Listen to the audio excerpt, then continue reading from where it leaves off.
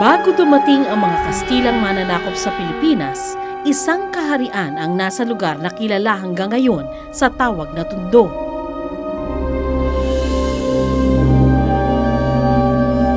Pinaniniwalaang nasasakop ng kaharian mula sa kasalukuyang kalsadang Muella de la Industria sa baybayin ng Ilog Pasig hanggang sa Bulacan at Pampanga. Sinaunang daungan din ng mga barko ang dagat sa harap ng Tondo na ngayon ay tinatawag na Manila Bay. Dahil nakikipagkalakalan na ang mga ninuno natin sa mga dayuhan mula China, India, Malaysia at Brunei, pinaniniwalaang mayaman ang kahariang ito. Sa pagdaan ng halos 500 taon, tila naglaho na ang bakas ng kaharian. Ito na ang Tondo ngayon.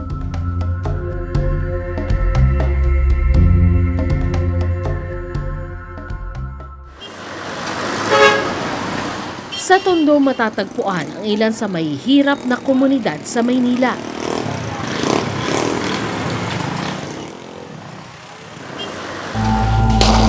Minsan na ring nadikit sa imahe nito ang mga siga sa kalsada at rambol ng mga gangster. Malayong-malayo na sa nakaraan nito bilang sentro ng kaharian ni Lacandula. Salo sa iyong buhay na walang wakas. Ilan sa katibayan ang simbahan ng Tondo na may kasaysayang nagmula pa sa panahon ng mga Kastila. Ang simbahang ito pinaniniwala ang nakatayo sa lupaing dating tinirhan ni Lacandula. Kung sa bagay, may kataasan ang lupang kinaroroonan ng simbahan. Malapit din ito sa dagat kaya pihadong tanaw na tanaw ang mga dumadaong na barko. Kasi nung panahon na yun, mag-aangang pila. Ang means ng palitan, di ba, yung mga pilak, ginto. So ganun siya kayamat, ganun kagaangang pera sa kanya. Mayo 1571 naman, dumating si Miguel Lopez de Legazpi, ang sugo ng imperyo ng Espanya para sakupin ang Maynila. Bagamat may puwersang pinamumunuan, hindi lumaban si Lacandula. Samantalang ang kanyang kamag-anak na si Raha Sulaiman na nagahari sa kabilang pampang ng Ilog Pasig, nakipaglaban sa puwersa ni Martin de Goiti noong Mayo ng 1570. Meron sa simula resistance kaagad, pero mas yan ang nagpakita niyan si Raha Sulaiman. No, kaya lang matatalo din ang kampo ni Raha Sulaiman. Aatras sila ngayon sa Tondo. Pupunta sila dun sa teritoryo nila Lacandula. No, at ang Maynila ay magiging headquarters ng Kastila at yan yung tatawagin nating Intramuros, yung city within the walls. Nang mabalitaan ito ng ibang kaalyado at kamag-anak sa Navotas, Bulacan at Pampanga, sumaklolo sila dala ang tinatayang 2,000 mandirigma sakay ng mga karakowa. Ang sagupaang ito tatawaging labanan sa Bangkusay. Ngayon, ito na ang Bangkusay. Wala man lang historical marker na nagpapaalala sa pakikipaglaban ng ating mga ninuno sa mananakop. Dito, isang datong taga Macabebe ang sinasabing nagpakita ng katapangan. Mahabang panahon siyang hindi na pangalanan.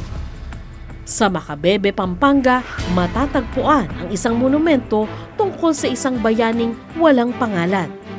Yung tinatawag naming unnamed hero ay walang iba kundi si Tarig Soliman, yun ang tawag sa kanya ng ibang tao, at saka si Bambalito.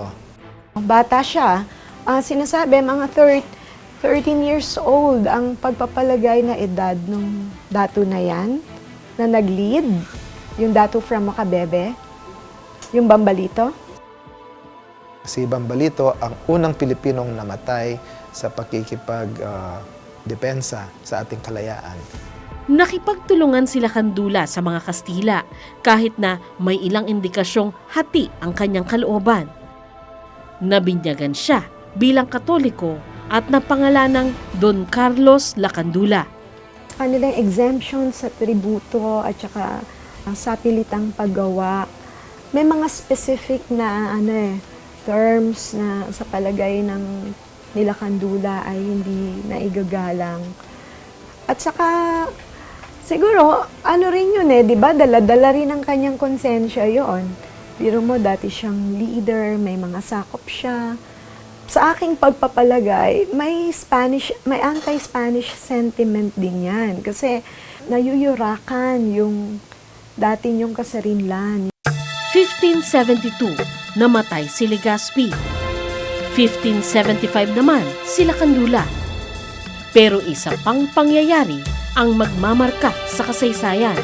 Ang huling hirit siguro para bawiin sa mga Kastila yung political power, yung i-assert ang karapatan na mamahal at magpatakbo ng sariling bayan ay yung pinagbalakang tinatawag na Sabuatan sa Tondo noong 1587 to 88. No, ang mga dato ng Tondo yan, dato ng Malabon, dato ng Nabotas, mga may datong galing sa Bulacan, merong mga dato, may mga kinausap na 2 dato galing ng Palawan, humingi sila ng tulong sa Borneo kasi kamag-anak nila ay naghaharing uri doon. Humingi sila ng tulong sa mga dato ng Batangas, no? Maraming sangkot. Kaya lang natunugan. Isa-isang pinagdadampot ang mga leader na yan, no? Si Agustin de Legazpi, si Magat Salamat, yan. Sina Pitong Gatang. Nang mahuli sina Agustin de Legazpi at Martin Panga, kinaladkad, pinitay at pinugutan sila ng ulo.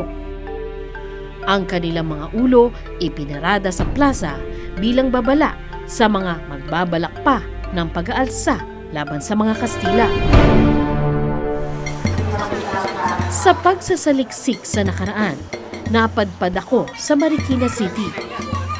Dito nakilala ko ang isang taong nagpakilalang kaapu-apuhan ni Lacandula.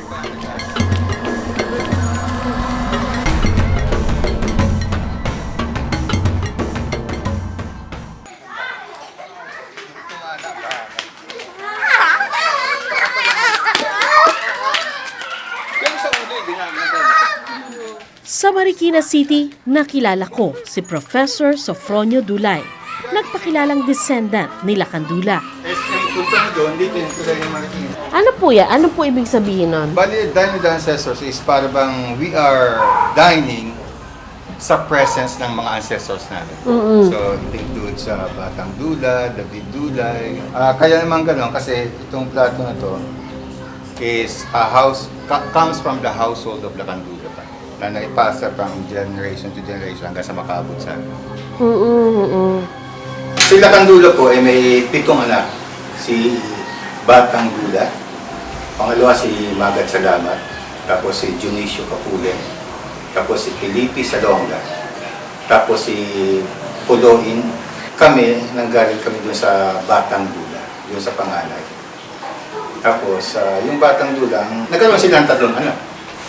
Si David Dula Igoiti, tapos si Daba Dula, okay, Igoiti, tapos si Dola Dula Igoiti. Ang sabi sa amin, ito paborito ng Lacandula.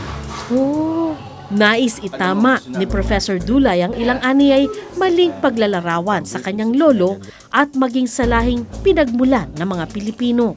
Actually, parang insulto sa ating mga Pilipino. The way the Spaniards, actually ang feeling ko, inspired yan ng mga Spaniard, na i-depict ang kasuotan nila Lacandula at saka iba pang native nobility. Eh bakit nakasalityato ngayon? Parang nakabahag, nakatsaleko lang si Lacandula. Samantalang ang damit ng ordinaryong Pilipino nung araw, maski tignan mo ngayon, naka-long sleeve, naka-long pants, no? May mga kung ano nung alahas, meron pang nakita na belt na kulay gold, no? Meron tayong mga kalasag. Eh bakit yan ba hindi ma-afford ni Lacandula? Eh samantalang siya ang hari, siya ang pinakamayaman sa Tondo.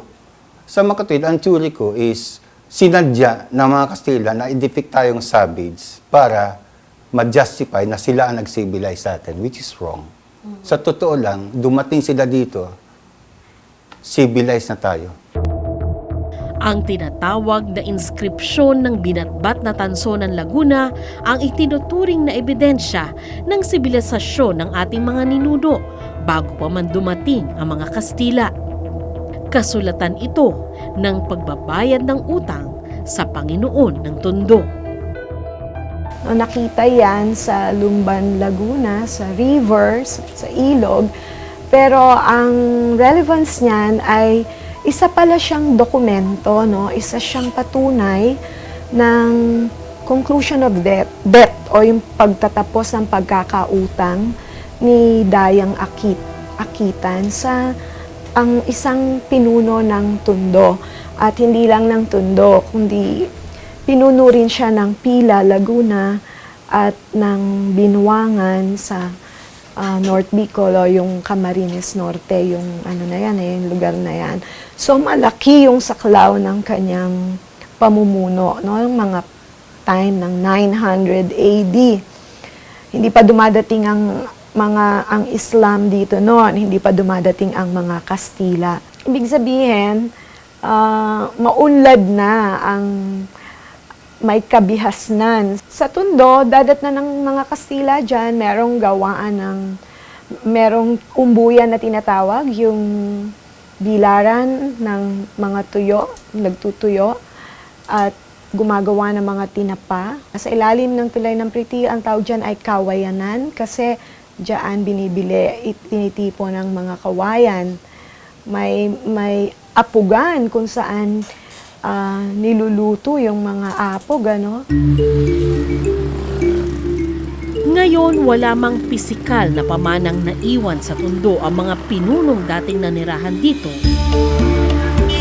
Nagpapaalala ang pangalan ng kanilang mga kalsada, eskwelahan at ilang komunidad sa kanilang nakaraan.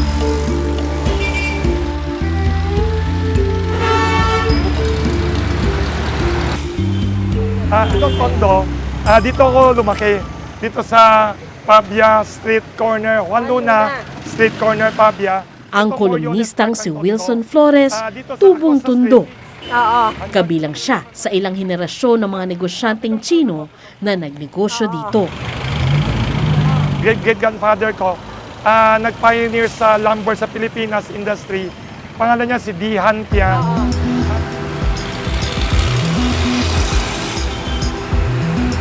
Noon, ano itsura nito? ang itsura nito, noon, malaking lumber yard siya, puro makina ng sawmill, tapos may bahay na 2-story, puro kahoy, tapos ang bintana sa second floor, puro kapishel. Maganda siya. Tapos may tindahan sa baba, hindi magulo ang Tondo noon. Maganda. Saka malalaki ang lupa, saka yung mga piniling mga lugar sa lumber yard, puro tabi ng mga ilog. Ayun. Kaya lahat ng lumberyard, tuturo ko sa iyo, ng kamag-anak ng mga lolo ko, tatay ko, puro tabi ng ilog.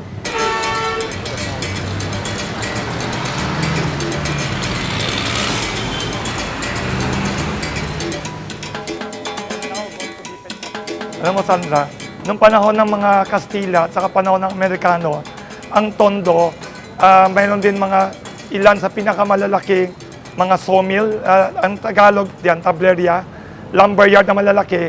Itong nandito na to, 4 na hektarya noon ito, originally 4 na hektarya, pag-aari ng pinsan buo ng great-grandfather ko, si Mr. Calixto D. Ico, saka si Mr. Deepak, dalawa sila. Sa pagdaan ng panahon, marami pang industriya ang lumago sa Tondo. Sigarilyo, mga Sigarilyo. tabako. Tapos alak. Alak. Tapos alam ko pa, nung bata ako, sabi ng mga kamag-anak namin, ang malaking customer daw ng tableria ng tatay namin, tsaka lolo namin, De Dios Transit, mga bus. Sa mahigit 300 taon na pagsakop ng mga Kastila sa Pilipinas, may mga Pilipinong sumubok na ipagpatuloy ang laban sa mga dayuhang mananakop. Isa sa tinuturing na anak ng Tondo, si Andres Bonifacio, at dito sa aking kinatatayuan yung lugar ng kanyang kapanganakan. Dito rin sa Tondo, itinatag ang KKK. Dito nga makikita ang isang bantayog para sa kataas-taasan, kagalang-galangang katipunan ng anak ng bayan. Isang sekretong organisasyon na pinamunuan ni Andres Bonifacio laban sa mga Kastila. Ilang anak ng Tondo rin ang sumama sa himagsikan. Isa dyan si Macario Sakay. Ito si Macario Sakay, isa sa magagaling na bayani ng Pilipinas sa taga-Tondo. Katipunero siya nung unang panahon, tapos nung natalo na si Andres Bonifacio, nawala na, nag-surrender na si Aguinaldo, siya ayaw pa sumurrender. So, hindi, alam mo, pwede siya dapat ituring na Pangulo ng Pilipinas. Alam mo bakit? Gumawa siya ng Republika ng Katalogan. Oo. Ano siya, Tagalog Republic. Sabi niya siya yung Pangulo.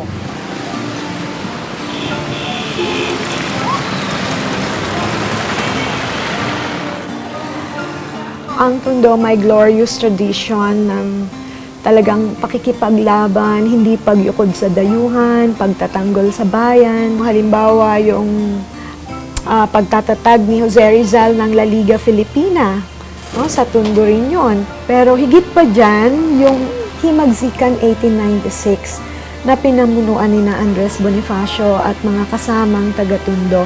Mga taga-Tondo sila, mga Tondo boys, no? Pero siguro, yung Tondo boys sa gamit noon ay astig ka, no? Malabayani ang kartada mo noon.